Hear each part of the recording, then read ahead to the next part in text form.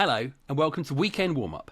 In your ears on From The Rookery End and on your screens from WD18. This is our new Thursday morning podcast. We'll be here ready for your ears and your eyes on a Thursday morning and just basically getting you ready for the weekend. That might be, hey, let's have a chat about what's been going on this week. It might be a bit of fun, which this podcast is going to be. We've got a quiz coming up for you later on. I wrote it. It's quite fun. It's got a special name, but that's all to come as well. But a massive part of these is to catch up pretty much every week with Mr. Adam Drury from the Watford Observer. Hello, Adam. Hello. 2 games down, 1 league, which is great. And how are you seeing this new thing, let's call it, develop? Yeah, there's a little bit of a new dynamic there, isn't there? Which we should say we've seen before and felt before in previous seasons, and by the end of the season, we're having a very different conversation. But I think even before the Southampton game, and maybe I should have been bolder on it given the way it played out, there has been a feeling since the start of this pre-season with the coach and a kind of new look or new feel to the playing squad and certainly the core of the squad. Changing club captain is a big part of that. I think Matty Pollock is what you would want in a club captain, the way he holds himself, the way he talks, the way he plays, and the group of players with him who I think have worked really hard to try and put right where it went wrong towards the end of last season. Yeah, I mean, I like what you said. You said like that core group almost have been together for quite a while. Yeah, so it's been 8 weeks ahead of the first league game. And there's a different character. I literally saw a different character. If you said that the first team was a character, it's a completely different thing that I saw on Sunday, and it really felt like, I don't know about for you, but it felt younger, but that worked for me. It was definition. Do you feel it's? I feel it's definitely a bit more defined. Do you? Yeah, definitely. And if you think of not just the character of the team, but the players who you feel are front and centre of this team, it is different. I'm thinking of this team as Pollock, Kyprianou, Bove, Bravo. I thought looked really good and played really well. Nabizadeh is this kind of exciting young thing who's been thrown into the mix, and it's, as you say, created a different character. But I think the coach deserves massive credit for what he's managed to do so far. Partly because not just that he's Italian and English is his second language or whatever, but he actually arrived for pre-season the day before all of the players came in. So if you imagine going to Italy to start a new job, you'd probably want to be there for a week or two, settle down, find a house, get used to your surroundings before you start your work. But he literally landed bang into training the next day and seems to have really set some decent standards and bought into, I think, what Pollock and that group of players wanted to do with the dressing room as well. So I think it is a combined effort between the two, and they all seem to have gelled well. He's brought a really defined style of play, which I think we're seeing churned out in certainly the last 2 or 3 friendlies and the 2 competitive games so far, which the players are buying into. There's a nice dynamic going. They've got something going, but it does feel like it's Watford. We've been here before, and it's always vulnerable. That culture is being built at the dressing room level. You're just hoping that they are allowed to continue to build it and grow, rather than something going off above them, which disrupts it.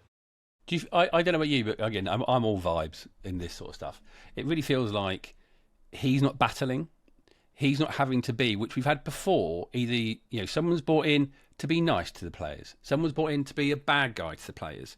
He seems to be. Again, I'm a teacher, and I have to be a bit. I don't want to be like angry person, so I'm really straightforward with them. And that's what he comes across. I know we haven't got the full nuance of his, with his English, which has got a lot better. He just seems straightforward, and the players are ready for it. That's what they want, not what the manager want. They've actually got something that can help them, I guess. And with him, are you seeing a confident man grow? Have you seen him? Do you think? Yeah, 100%. I think he's got, as you say, he's not a tough taskmaster. He's not a rollover. We can't roll over him. But he's got a sort of quiet assurance about him and a quiet confidence. And you're right, I don't think he's come in to play a role, which maybe we have seen with, I think Paolo Pezzolano last summer, for example, was definitely brought in to discipline the group and to knock them into shape. And listen, in hindsight, that probably wasn't the worst idea, but the way he went about it and the fallout from that, it just wasn't going to work. He seems to come in just with a clear idea of what he wants the team to look like, what he wants them to be, how he wants people to behave. And it's not too preconceived. And as you say, I think the group of players who he's possibly been quite fortunate with, that group who were there on day one. There were a number of players who were away at the World Cup, transfer stuff going on, injuries, whatever else. I think he only had 10 first team players on that first Monday, but they seem to be a decent group, a decent core with good experience, good intentions at Watford for the right reasons. And that's kind of formed the basis of what we've seen develop through the summer from there. Should reiterate again, very early days, could easily be having a different conversation in a few weeks' time. I think that all goes without saying, hopefully, but there is a nice dynamic that's built in this group. And I think the performance against Southampton, it wasn't a shock, really. I thought they were going to be competitive. I thought they were going to give it a good go. I thought it had shades of Vicarage Road sometimes just seems to come to life when we take on one of these teams who are, on paper, better than us, stronger than us. You could even see in the first few minutes, Southampton sort of knocked the ball around quite nicely and we were defending. But as we grew in confidence, and I think even shooting towards the Rookery in the first half, which doesn't usually work for us, actually worked quite well because it just almost gave the team permission to just go for it. And yeah, there was a really, I mean, no one could question the effort levels, the intensity, and they knew what they were trying to do and what they were trying to be. It reminded me a little bit almost of the Liverpool win a few years ago where we just tore into them. We were saying after the game on Sunday, shades of that Leeds game, Tom Cleverley's first home game at the end of that season when we drew with Leeds and really took them on, and Leeds, I think, were top at that stage. It was a really fearless performance, and a performance from a team that had a bit of belief, a bit of confidence, lots of energy. And also it showed off probably why this season could still be hard work, because in the second half, clearly the superior technical team took charge, and it was bodies on the line, tired legs, a little bit of luck. But I think it was warranted luck in the end. And really pleased for him that I think he's been doing the right things, the coach behind the scenes. I'm really pleased that he almost gets that validation of a big win to start with. And that, with the first 3 games in the fixture list, if you'd said before this 3 games, 1 win, that's a decent return. And I think even if we were to struggle in the next 2, the energy from picking up an early good win will still be there. I think Mike said in the WhatsApp group, he said, he doesn't necessarily, because with Southampton, and Dave said, I said T1, whatever.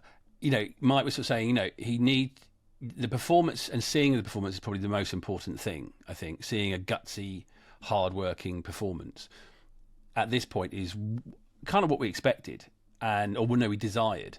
We feared the worst, and they would literally, if Southampton had gone 1 up and they just fell apart, it would have been absolute hell. But if Southampton went 1 up and then we kept playing, we were part of that game, we were pushing and doing all the good things, then I would have been all right with that. And I probably will be for the next 2 games as well.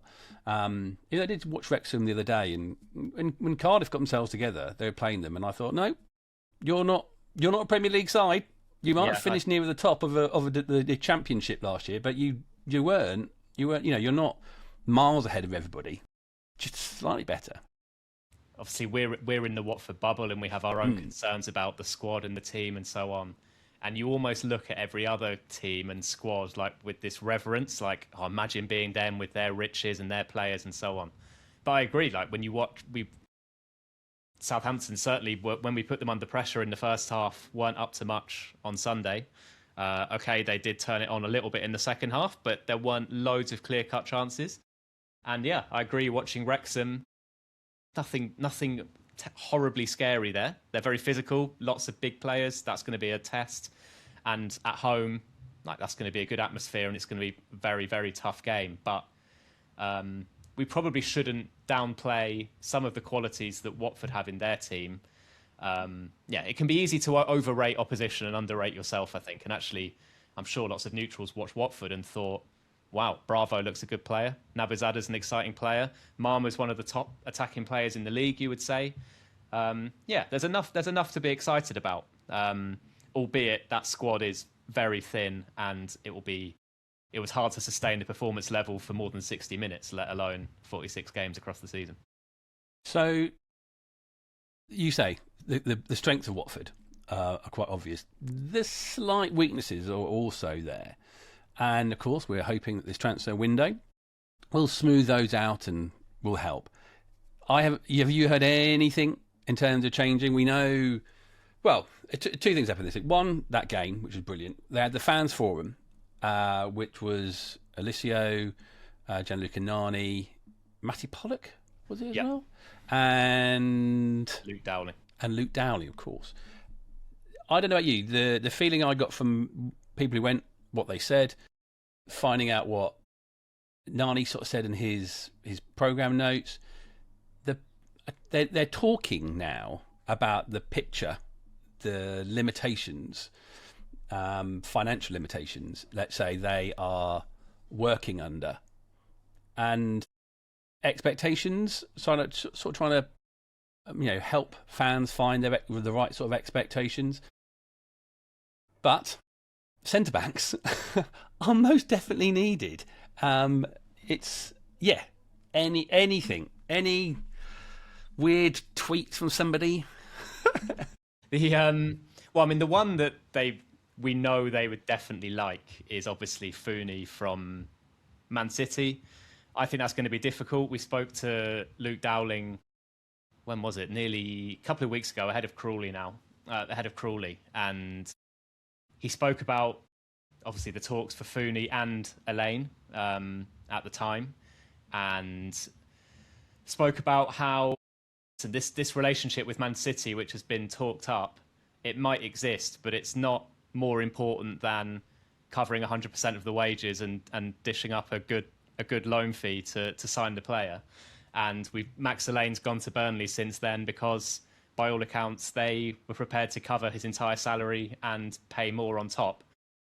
I find it hard to believe that if Fooney is available on loan, that another club isn't going to come along and outbid Watford for him, considering what we're hearing as well. So I don't know for sure. It wouldn't shock me if they go back to the Udinese well.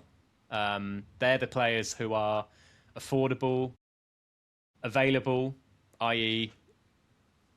they will be told in no uncertain terms, you're heading to Watford if we want you there.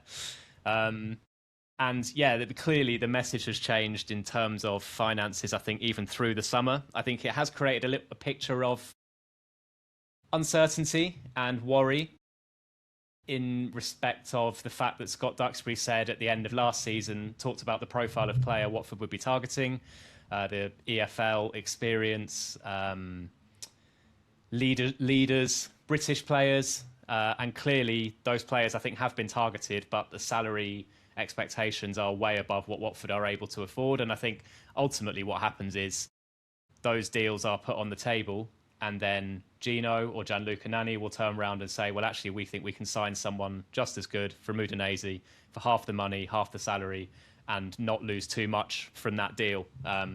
So say, for example, a deal for someone like Billy Mitchell was on the table, and then Martin Pajero is out of favour at Udinese and is earning half as much. That's the one they're going to do, regardless of whether other people at the club are saying we need the British type, we need EFL experience, blah blah blah. It's quite clear that the financial purse strings are being tightened. They want to be sustainable. Gino isn't really putting money in anymore. He's got 60 odd million quid, I think, in debt in the club, we should add, but I don't think that's going to be added to. So they really are trying to only spend what comes in, and they're doing so in a championship division where the majority of other clubs are being propped up by owner funding and extra money is being put in to make them as competitive as possible. So that's kind of the landscape. That's why it's got to this stage, I think, where they're still looking for centre-backs who are affordable, maybe waiting for loans to come along where the money drops towards the end of the window. So no, not too sure on names at the moment, other than Fooney being the main target. But wouldn't shock me at all if it ends up being loanees of a lesser pedigree or players from Udinese, because I think that's what's affordable. That's the way they've gone this summer, and they will view that as being good enough to supplement what they've already got. I've no doubt centre-backs will come in. Like, they've made too much noise about that being a priority now for it not to happen. But the financial reality is the reality, and I don't think that wage structure and that way of going about it is going to change at this stage of the window. Yeah, but with injuries, you've got to do it fairly soon. The problem is the squad was looking. So when we went to see Dowling, the squad was looking strong in most areas. You would say it was at that stage centre back and centre forward were the two positions we were talking about. Since then, Nestaria and Kunda's been sold. Kwadwo Bar's injured. Mark Boller's injured. Imran Loser, I think, will be on his way as well. That's 4 more players from different areas of the pitch that leave their various positions looking quite light as well. And we saw Michael Adepoku come off the bench on the right. Okay, Jordan Zamora is good backup at left back, and you can't just keep signing left backs until you've got 2 fit ones. I think that's fair enough. You use your deputy there while one of them's injured. But yeah, the squad is looking thinner now in a few areas than it was even a few weeks ago, and it feels like there's probably more to do than just the centre backs now. So let's look weekend. What do you want? What are you expecting? What's your scoreline going to be from Wrexham? At Wrexham, yeah. I think it will be tough. I think that the dynamic of a home game where you're in front of your own fans, and as we spoke about earlier, I think they were just comfortable throwing themselves at that game in the first half and just going for it and using the energy from the spirit they've created through the summer. I'm intrigued to see whether they can create that energy again away from home, where it's just going to be difficult, unfamiliar surroundings, atmosphere against you. It's a whole different test. Also, we need to see that element of consistency. How often over the years have we had a big performance where everyone finally said, yes, that's the intensity, that's the effort level we need, and then it doesn't get backed up the next week because they think they've cracked it, or they just can't quite get themselves into that mode where you need to do it again and again and again. And I think that was what was lacking throughout last season. Remember the run of games we had where we couldn't win consecutive matches. Every time we won, we'd fall short the next time. And so that's really what we need to see, that this team can recreate that style of performance week on week. And the noises are good. Matty Pollock and Mark Boller again have talked about it through pre-season. Jordan Zamora talked about it when he first signed, and he's the one signing who does sort of have that experience of what it takes at this level. And he said it's just relentless. You've got to go and go and go. So I'm sure that's what they're talking about this week. But there's been a lot of talking over the years, and the actions don't always match. So that's what we want to see. If they can do that, I don't see why they can't get a result. As you said, I don't think Wrexham are necessarily anything special. A draw would probably be a good result away from home against a tough team. But more than that, we just want to see that consistency in performance and belief from the fans' point of view that this team isn't just going to be a once in a blue moon team like we saw last year. Well, next week we've got a game midweek, so we'll catch up again then. But as part of these podcasts on a Thursday, we can have some discussions. We've got some different things that we're going to do and to discuss about the past and favourite players and all that sort of stuff. But for this first midweek podcast, I've got a bit of a quiz for you. So Dave, Charlie and Mike took on my quiz a few weeks ago. And, let's see how they got on. We like to give you some things that you can do with your friends and your family as you're doing your Watfordness. And we thought we'd do a quiz for this podcast. We might see how they go. And we might do a few of them as the season goes on. And I'm joined by Mike. Hi, John. Charlie. Hello, John. And DCW. Hello. Dave, you do a podcast called Football Cliches. And there are some very, very tough quizzes. For me, anyway, at least. I find them quite tough. Are you do you enjoy doing those, trying to answer some of those questions? Or is it always quite tough for you?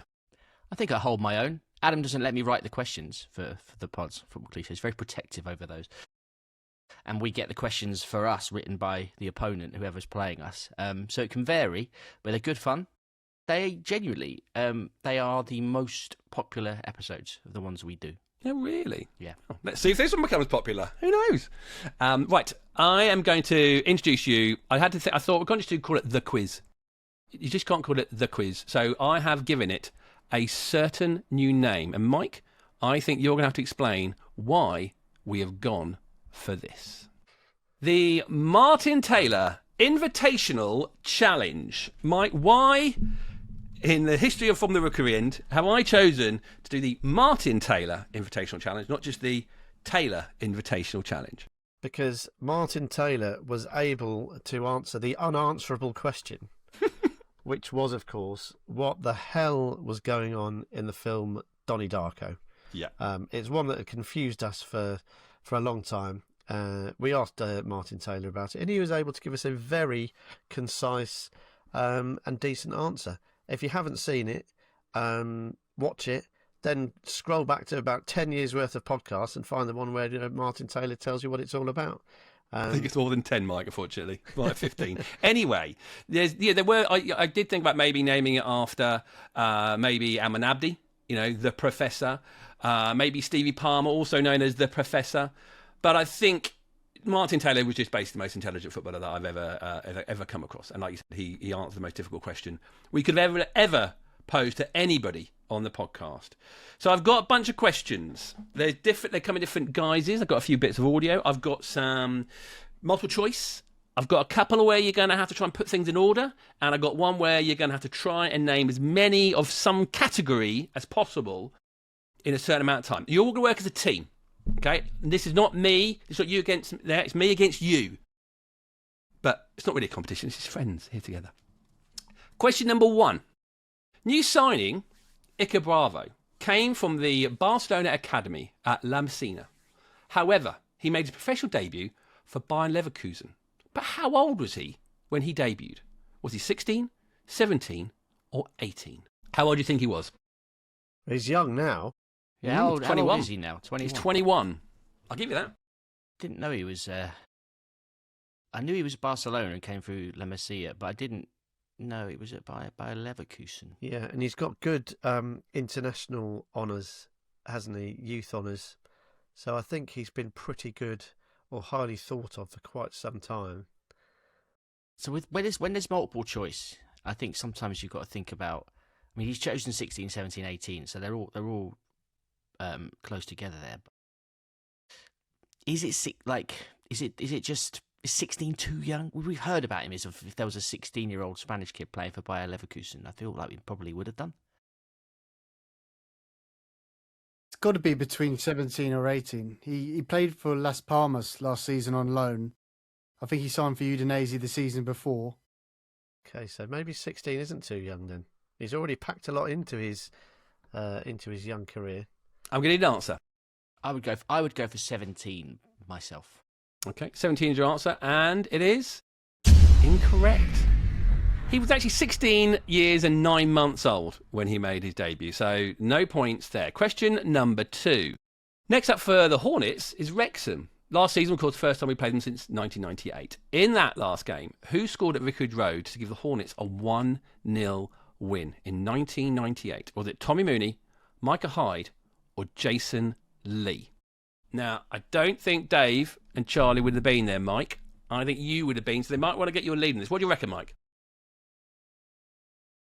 Can't really remember the game, so we played Wrexham at home. My gut feeling says, because we obviously got promoted so Jason Lee won us the league, didn't he? He won us the sort of League One title. Yep. Jason Lee pineapple on his head. Yeah. Sadly for him. Yeah. Not when he was with us. So I think he did play the following year. Was he as successful? No, but that was the promotion year. So 98, 99, yeah, of course. No, yeah. No, 97, 98 was when we won promotion to the championship. Yeah. So we don't know whether this is 97, 98 or 98, 99. Wrexham weren't in. 97, 98. Yeah, Wrexham Okay. weren't in the championship. All right, 98, I am going to go with Final answer, please. I'll be if you guys have got a feeling in your gut that it's not him, then I'm happy to be persuaded. Go for Jason Lee. Go on. Let's go for Big Jace. And the answer is Jason Lee. Yeah, well done. You're off the mark, boys. You are off the mark. One more multiple choice question for you. Okay, here we go.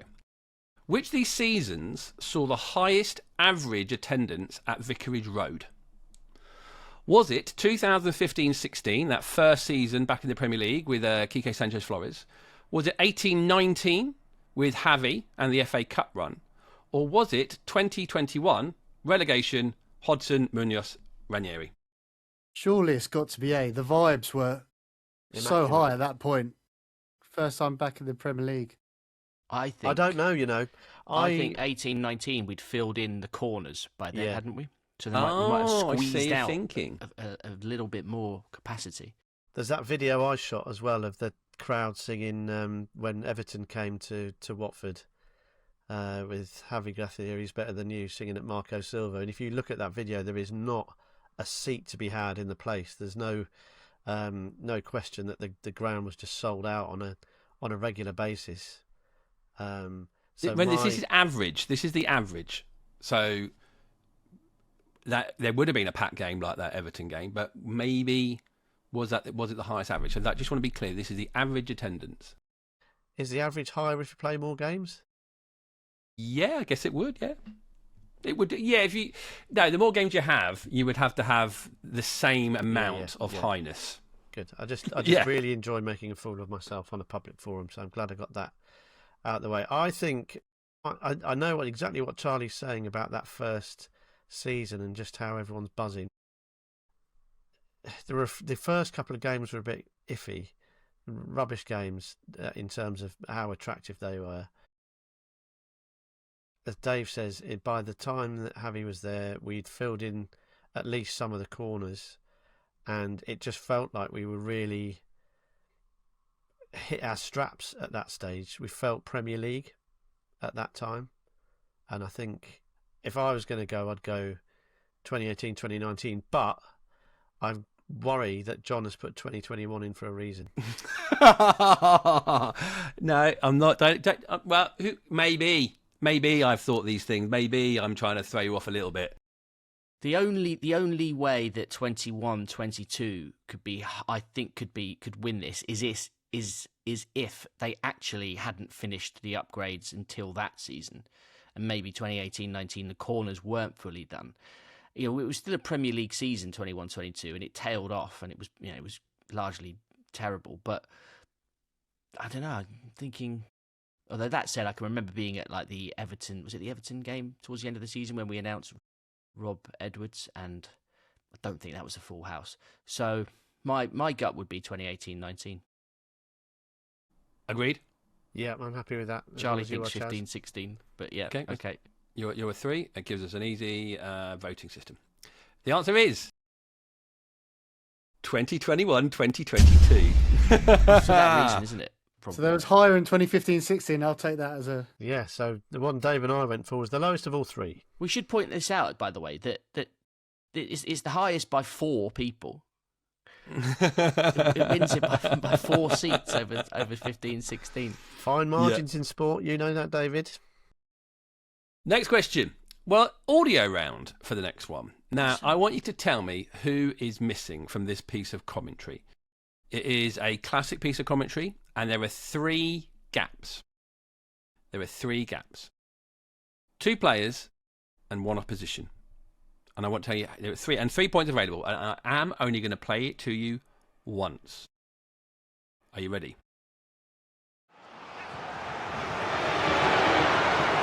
Holibas. Deflection on that, and Czech does well. Goalwards scores. Derailed at the last.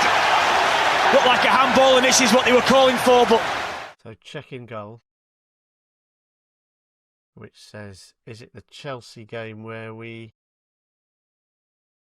won 4-1, but he said derailed at the last? Czech has long gone Chelsea by then. Yeah. Playing for Arsenal. Is it the Arsenal game in 2017? Right. Yeah, Tom Cleverley at the Rookery End. Yeah. Yeah, I mean, that's the question. Is if it's Arsenal, it's which Arsenal? Was he in goal then? Cech left Arsenal after the Europa League final in 20. When was Emery's first season at Arsenal? 18-19, and they got to the Europa League final, lost to Chelsea in Baku, and that was Cech's last involvement. But so he would have. So that game was the year before the cup final, wasn't it? The year Yeah. before the cup final season. 17-18. It was Marco Silva's season. So Troy scored. No. Is that the one where Cleverley scored at the end to make it 2-1? Yeah, that's that season in October 2017. There is also the game in January of 2017 where we beat them at the Emirates. Yunus Kabul. The commentary mentions Hollybass in the build-up. There is no build-up for a free kick, and it wasn't deflect. Wasn't it a deflection? Yeah, the Kabul one did take a deflection, but he also says derailed at the last. Yes, which so means that would it's indicate a Cleverley. very, very late goal, which the Cleverley one definitely was. Okay, so there's three things I need. I want 1, the opposition; 2, the scorer; and 3, there's a mention of another player before Thomas scored his goal. So by you telling us that we're right with Arsenal, we're right with Tom Cleverley, we're looking for the other player involved in that. Are we still looking for another Watford player? Yeah. I think, didn't someone have a shot and it kind of got blocked and then it falls to Cleverley? Yeah, who was that? Probably Dini. That could have been the famous game afterwards where Dini... It was, yeah. It was the game. It was the Cajunas game, yeah. Cajones, yeah. Cajones, I should say it with the accent, really. You're looking for the last, and I will say, is a Watford player. Someone sort of ratting around in the box, trying to react to a save. We should know. It's one of the most famous goals of the... Was it Etienne Capoue? Mind it. No, I'm... The left foot swinger. Yeah, I'm happy with... Let's go with Caps. The only other thing I'm thinking about, whether it's someone like Cathcart who was up there. No. I was thinking, who was was he Peruvian lad? Carrillo? He stands out for that. I like Capoue. Yeah. Final answers? He'd have been in and around, wouldn't he? Yeah. Final answer. Yeah. Lock it in. The game was the classic game that you're mentioning there. It was the game against Arsenal. Tom Cleverley is the scorer, and the Watford player who got the touch was Etienne Capoue. 3 points. Well done. That's a lot of points available. Now, one more. Another audio round for you. I just want the Watford player who scored this classic Watford goal. Godfrey's in there, and it's a powerful header for Watford have come up with something to claw themselves level with 13 minutes to play. Yeah, he said, is Godfrey's in there? Is that what he said at the start? Yeah. Ben Godfrey. Famous one, John, is it? Classic Famous Watford win. game. It's a famous win. Ben Godfrey played for Everton. 13 minutes to go. Was that when we scored our first goal in the comeback against Everton that you were at Goodison Park when we ended up winning 5-3? 5-2. Whatever it was. 5-2. Who scored? Do we know? Josh King. That's who we're asking. So Josh King got a hat-trick. Emmanuel Dennis, I think, bagged. Yeah, Dennis did. Those are correct, but it's not the answer. Oh, I know who it is. It's Kuchka. Godfrey's in there, and it's a powerful header for Kuchka. Watford have come up with something to claw themselves level with 13 minutes to play. What an amazing day that was. Absolutely hungover to high hell I was. I think we'd lost to Liverpool 5-0 the week before. And we'd never ever won at Goodison before or since. And I think within 2 minutes we were 1-0 down. And then went on to win 5-2. Utterly extraordinary. Well done, Juraj Kuchka. Yeah, another Hornet did score on that day. At that point, he wasn't a current Hornet. Richarlison, of course, was playing for Everton at that point. That's right, yeah. Now, next one. I've got you. I've got a few clubs for you. I've got you Leicester. I've got you Southampton. I've got you Southend. I've got you Middlesbrough. I've got you Aston Villa. All I want you to do is to put them in order of the number of games they've played against Watford in our history. The team we played the most, second, third, fourth, fifth. Now, I will give you a point for everyone that you put in the right position. So if you got third place right, but all the others wrong, I would give you a point. So one for every in the correct position. Also, if you get all 5 correct, I'm going to give you 5 extra bonus points. So, on the basis that Villa have probably been in the Premier League the most out of all of those, I'm going to say we've probably played them the least. Well,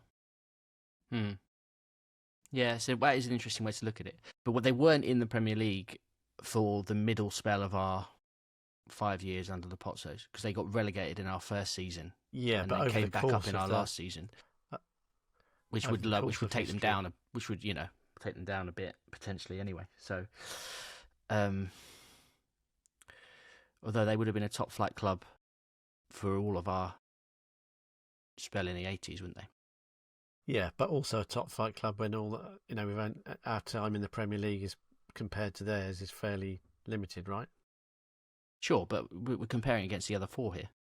Yeah, but you would say Villa have been in the Premier League the most out of those 5?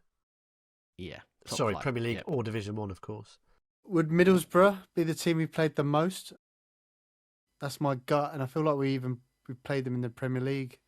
Remember that Holibas goal at the Riverside? I think we've got to remember that before GT and Elton, we were tooling around in the lower echelons of the league table. Southend have never made it out. Yes, Dave, very good. That's a very important factor, I think, We'd have maybe. been bumming around with Southend in the regional combined whatever it was called back in the bloody 20s. So I reckon we've played Southend the most and Villa the least. And then Southampton, Leicester. This is tough.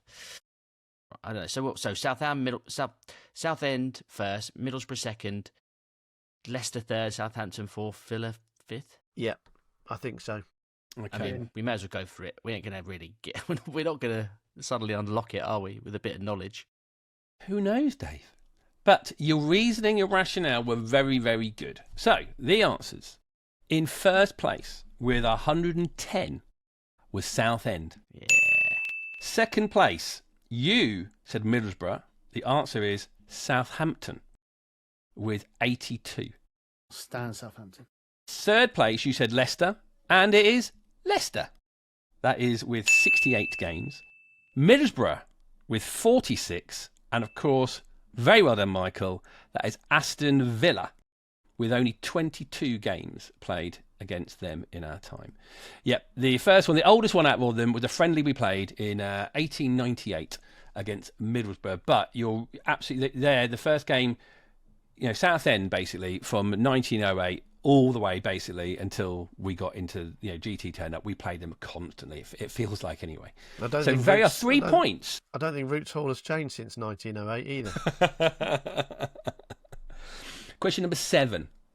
I'm going to give you 1 minute, and I want you to try and name me all the players that have played have been born in a certain country and played for Watford. Born in a certain country, played for Watford. How many can you name? I'll tell you exactly how many there are in a minute when I show you the country. 1 point per And player. the country is England. There's 1,500. There's a lot of those. Yeah, it's not England, that's for sure. So this, just to give listeners an insight into the thrilling daily happenings in the FTRE WhatsApp group, Geordie loves to pose a bit of trivia. Just a bit. He's clearly got the most, the least taxing job of the lot of us, because he loves a mid-afternoon trivia round. And Mike, when it's like one where there's like this, where there's like name, the top 15 most, whatever. Mike, your tactic is often to just spill out as many names as you possibly can, most of which are obviously never going to be correct. So Sometimes don't they're do not that even here. footballers. Yeah. Yeah. Think about it if you can. I know we've only got 1 minute, but don't. If the country is Spain, don't guess Jerry Armstrong. It would, of course, be these are players Gerard that were Armstrong. born in the country. Senior Jerry. You're looking for 8. You're looking for 8, and you've got 1 minute to tell me as many former or current Watford players that were born in Nigeria. Jerry Armstrong. Igalo. William Troost-Ekong. Manuel Dennis. Isaac Success. Ben Iroa. Okoye. Peter Atibu. Good shout. How many have we got? Don't You've ask got that. 5. Keep guessing. 25 seconds gone. Born in Nigeria.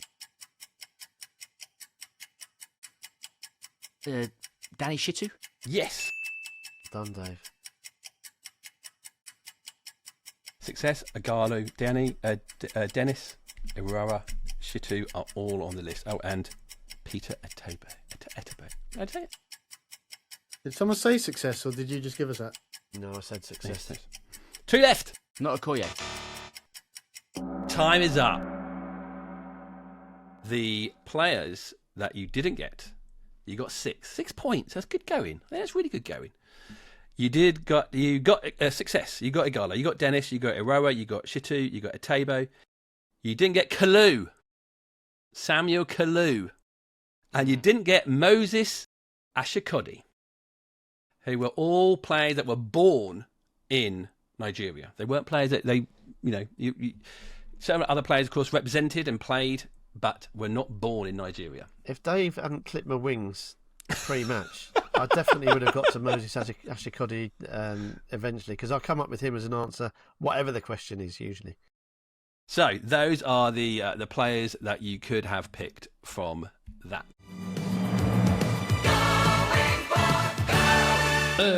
Welcome to Going for Golden. This is, for those who are old enough, will remember the early afternoon, once Neighbours had finished in the afternoons, after lunch, Going for Golden was a pan-European competition. And on it, there were several games, hosted by this great man, Henry Kelly. No relation to former FA Suprema Graham Kelly, I don't think. I don't think so, no. What I'm going to do is I've got a player that you've got to try and guess. I'm going to give you 5 clues. If you guess it after the first clue, you get 5 points. After the second clue, 4 points. After the third clue, 3 points, 2 points, 1 point.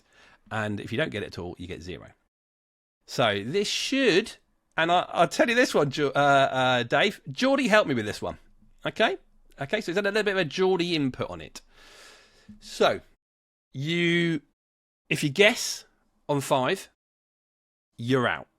You can't get the points. You can't just keep guessing for each one.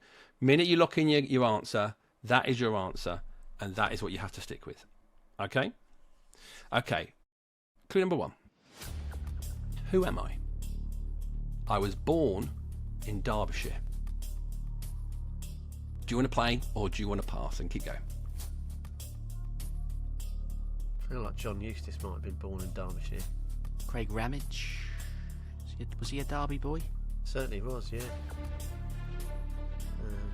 But I don't think we can confidently go for a 5, can we? No. Unless, Chaz, you've been brushing up on your birthplaces of Watford. John Eustace did spring to mind. I don't know if he's from Derby or just their current gaffer. I think he's more Brummie, isn't he? Yeah. Eustace? Yeah. I think he came from Coventry. It's not you, by the way. Yeah. You are terrible quizmaster. Stop giving us the answers. So, you want to go for 4 points? Yeah. Okay. 4 points. Before he signed me, Graham Taylor got Steve Palmer to man-mark me. Right, so somebody that we signed in the late 90s. Derbyshire. Were either of the Carlisle lads from Derbyshire? Was Nicky Wright from Derbyshire? Would he have been man-marked by Steve Palmer? Did Taylor bring in Mooney or no? Permanently? No, Rhoda. That was Rhoda.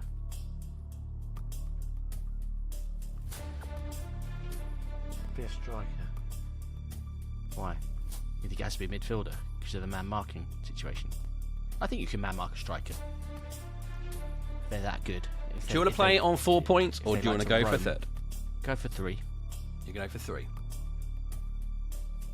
After retiring, I worked for the company that sponsored Watford when I played for them. Right, so let's work. CTX was around that time. Phones for you. It was early noughties, wasn't it? Right, hang on. Phones for you, Dave.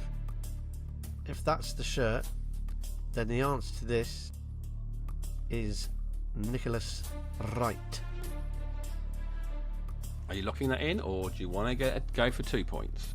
I thought it could be Nick Wright. Yeah. On the basis of it's not that well known which Watford players went on to do what after their career finished. Nick Wright's career finished early.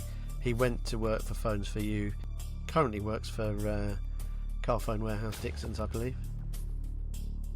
So there's too many pointers. Unless Nordin Vuta was born in Derbyshire and went on to work for Phones for You as well.